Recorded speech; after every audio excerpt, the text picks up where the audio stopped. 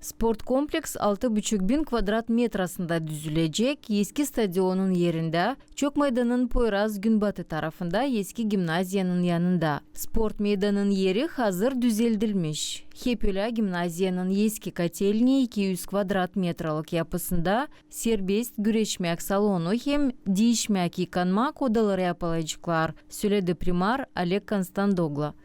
Değişilecek örtü, yerler değişilecek, tavanla, duvarla, pencerle, kapılar hepsi değişilecek. Yeni koyulacak, yapılacak razdivalkalar, dışarılar hem de bir büyük yer var, içeri var orada yapılacak Bartovski zal. Projekt işleri 2025 yılda çekildiler. Finanslar aşırı donorlardan hem köyün cümle kurumun yardımından verilirler. Finanslar bir programa ait Rumanya'nın konsolosluğundan biz kabul ederiz, elçiliğinden. 300 bin lei bizim paramızdan hem de bizim köyden çıkan çocuklar yardım ediyorlar bize. Bizim diaspora, ona da para topluyor, ondan da katkısı olacak.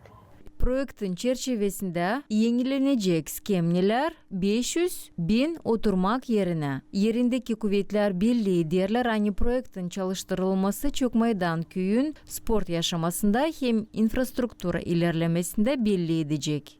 Svetlana Dimitroglu, Sergey Georgiev, Irina Rizunets, GRT Haberler.